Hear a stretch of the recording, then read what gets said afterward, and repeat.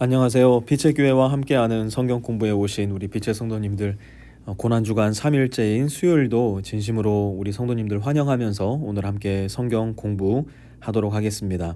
함께 기도하겠습니다. 하나님 고맙습니다. 우리 주님의 고난을 이번 한 주 동안 계속해서 되뇌일 수 있는 시간 주셔서 감사를 드립니다. 주님이 고난 당하셨구나. 그러니 나도 아파하고 괴로워해야 되겠구나. 여기에서 멈추는 우리가 아니라 주님의 고난이 어떤 의미를 지니고 있었는지, 주님의 고난으로 말미암아 우리에게는 어떤 일이 일어났는지를 자세히 살핌으로 인하여서 우리 마음의 고통과 고난을 간직한 채 살아가는 사람들이 아니라 그 고난 이후에 있을 부활의 기쁨과 영광을 가슴에 품고 꿈꾸고 소망하며 살아가는 주님의 제자요 하나님의 자녀들 될 수 있도록 하나님께서 은총을 베풀어 주시옵소서. 예수님의 이름으로 기도드렸습니다. 아멘. 43절 말씀부터 우리 함께 말씀 공부 시작할게요. 그런데 예수께서 아직 말씀하고 계실 때에 12제자 가운데 하나인 유다가 곧 왔다. 이 유다는 어떤 유다냐면 가룟 유다라는 거 여러분 잘 아시죠? 그런데 가룟 유다가 누구랑 같이 왔냐? 가만히 봤더니요, 가룟 유다가 대제사장들과 율법학자들과 장로들이 보낸 무리, 그들과 함께 왔어요. 그리고 그들의 손에는 칼과 몽둥이가 들려져 있었습니다. 가룟 유다가 사실은 참 3년 반 동안이나 예수님을 따라다녔음에도 불구하고 이 가룟 유다 안에 들어 있었던 소위 말해 정말 약사판 성품, 이게 없어지지 않았던 것 같아요. 가룟 유다는 그가 배신을 하고 있지만 마치 배신을 하고 있지 않은 것처럼 보이고 싶었던 것 같아요. 어떻게 그 일을 해내느냐? 44절. 그런데 예수를 넘겨줄 자가 그들에게 신호를 짜주기를, 내가 입을 맞추는 사람이 바로 그 사람이니 그를 잡아서 단단히 끌고 가시오 하고 말해 놓았다. 여러분, 고대 근동 지역의 인사법은 입을 맞추는 거였습니다. 특별히 랍비와 같이 존경을 받는 사람들에게 인사를 건넬 때는 왼쪽 뺨에 한 번, 오른쪽 뺨에 한 번, 이렇게 입을 맞추는 것이 고대 근동 지역의 인사법이었습니다. 지금 가룟 유다가 하고 있는 것은 무엇이냐면 예수님을 향해 마땅히 이전에 표했던 예를 표함으로 인해서 그가 예수님을 배신하고 있다는 인상을 다른 제자들에게 주고 있지 않는 듯이 보이고 싶었던 것이에요.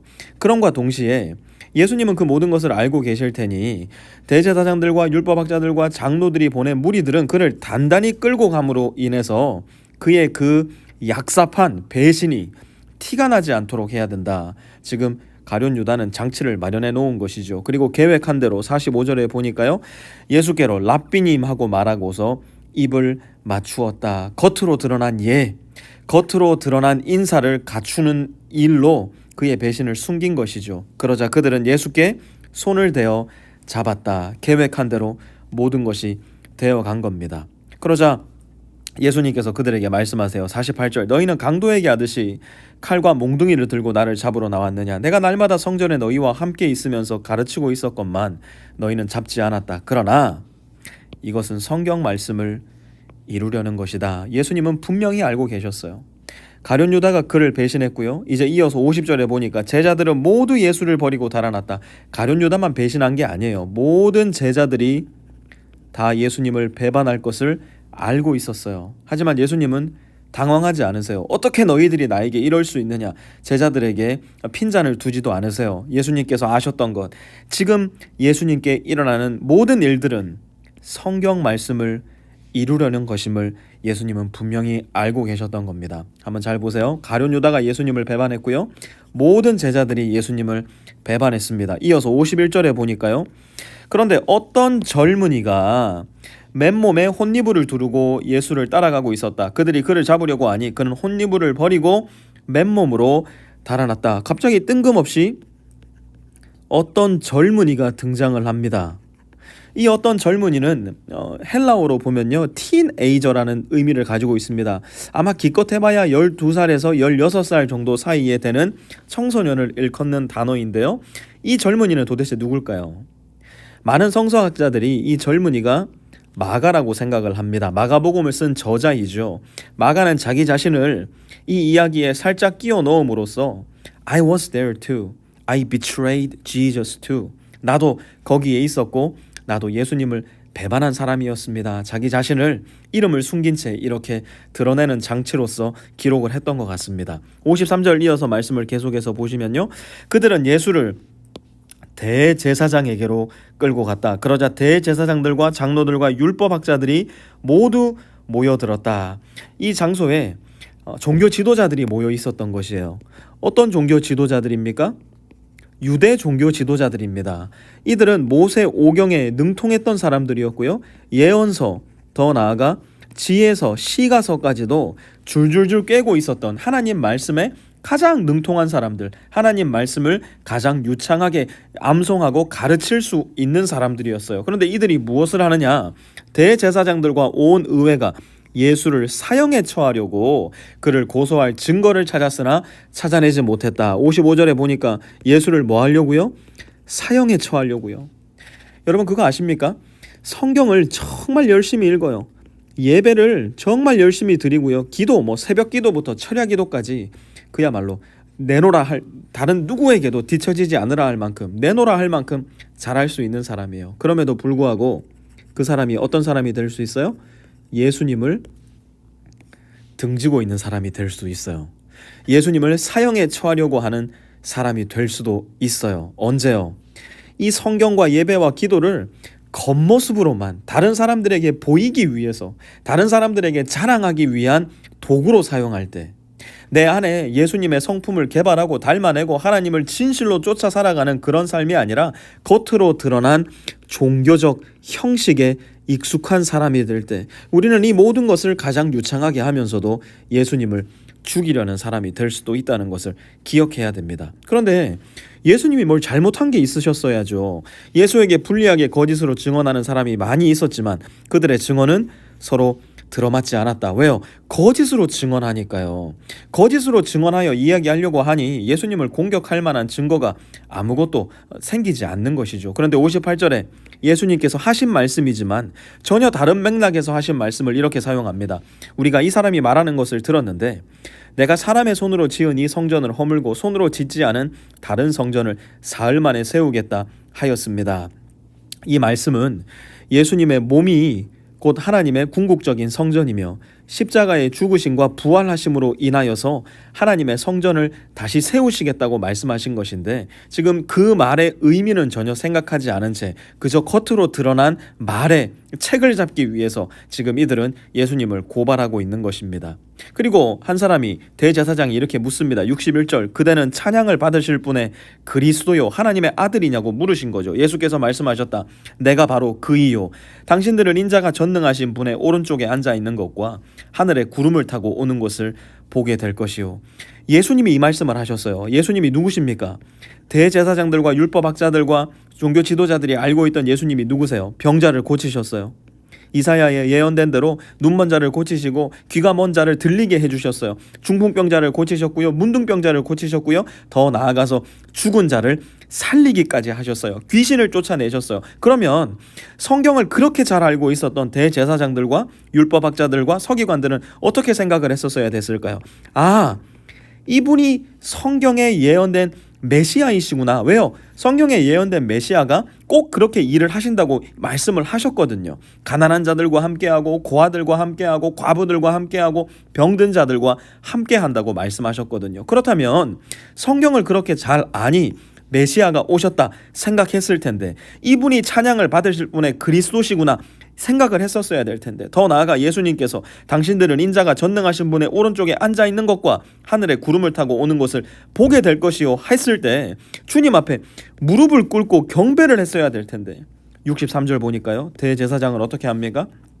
자기 옷을 찢고 말하였다. 하나님을 모독하는 말을 들었어.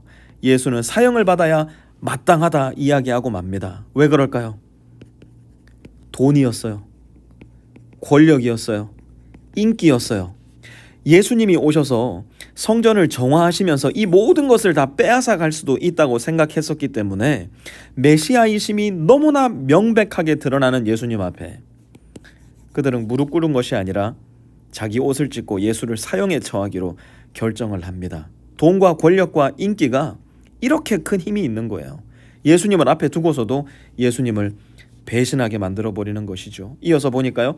그들 가운데 더러는 달려들어 예수께 침을 뱉고 얼굴을 가리고 주먹으로 치면서 알아맞추어 보아라 하고 놀려대기 시작하였다. 그리고 하인들은 예수를 손바닥으로 쳤다. 이제는 하인들까지도 예수를 배신하고 배반하고 예수를 박해하기 시작을 합니다. 66절 계속 이어서 볼게요. 베드로가 안뜰 아래쪽에 있는데 대제사장의 하녀 가운데 하나가 와서 베드로가 불을 쬐고 있는 것을 보고 그를 빤히 노려보고서 말하였다. 당신도 저 나사렛 예수와 함께 다닌 사람이지요. 누가 베드로에게 물었다고요? 대제사장의 하녀 가운데 하나가 베드로에게 물었어요. 베드로에게 물었으니까 베드로가 뭐라고 했는지 여러분 기억하시죠? 어제 본문에 다 배반할지라도 나만은 배반하지 않겠습니다 얘기했던 사람이니까 하녀의 이 질문 정도야 뭐 거뜬하게 맞받아칠 수 있지 않았겠는가. 68절 보니까요. 베드로는 부인하여 말하였다. 내가 무슨 말을 하는지 나는 알지도 못하고 깨닫지도 못하겠다. 어린 하녀 하나에게 베드로는 예수님 앞에 호언장담했던 그 맹세를 지켜내지 못합니다. 또 보고 그 하녀가 그를 보고서 그 곁에 서 있는 사람들에게 다시 말하였다. 이 사람은 그들과 한패입니다. 그러자 그는 다시 부인하였다. 또 다른 사람들이 묻습니다. 당신이 갈릴리 사람이니까 틀림없이 그들과 한패일 거요. 그러나 베드로는 저주하고 맹세하여 말하였다. 여기서 저주했다는 것은 예수님을 저주했다는 것이 아니에요. 내가 이 말이 사실이 아니라면 저주를 받겠습니다. 내가 하나님 앞에 저주를 받아도 마땅합니다. 그런 의미로서 저주하고 맹세하여 말하기를 나는 그 사람을 알지 못하오. 그러자 72절에 곧 닭이 두 번째 울었다. 그래서 베드로는 예수께서 자기에게 닭이 두 번 울기 전에 내가 나를 세 번 모른다고 할 것이다 하신 그 말씀이 생각나서 엎드려서 울었다. 그 말씀 곧 예수님의 말씀이에요. 예수님은 수제자 베드로가 그를 배신할 것도 알고 계셨고 미리 말씀해 주셨어요. 무슨 이야기입니까? 예수님이 배신당하신 것, 예수님이 유죄 판결을 받으신 것, 예수님이 곧 십자가를 지실 것, 또 예수님이 부활하실 것, 모두 하나님이 말씀하신 것, 계획하신 것이라는 겁니다. 오늘 본문을 한번 다시 한번 잘 보시기 바랍니다. 가룟 유다가 예수님을 배반합니다. 모든 제자들이 예수님을 배반합니다. 어떤 젊은이 마가가 예수님을 배반합니다. 더 나아가 가장 예수 그리스도의 수제자라고 하였던 베드로도 예수님을 배반합니다. 그런데 예수님은 이미 말씀하셨어요. 성경 말씀을 이루려는 것이었음을 예수님은 잘 알고 계셨어요.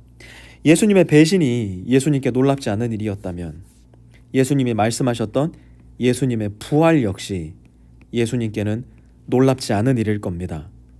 우리가 곧 기념하게 될, 우리가 곧 함께 기뻐하며 예배하게 될 부활절은 말씀하신 대로 부활하신 예수님께 예배와 찬양과 감사를 올려드리는 날이에요. 그리고 여전히 이 세상을 살아가면서 마치 하나님께 배신당하는 느낌이 있는 우리 마음 가운데, 세상에 홀로 버려진 느낌이 드는 우리 마음 가운데 주님의 말씀을 다시 기억하라고 우리 주님은 우리에게 이야기하실 거예요. 예수님께서 승천하시기 전 무엇이라고 말씀하셨는지 기억하십니까? 내가 세상 끝날까지, 언제까지요?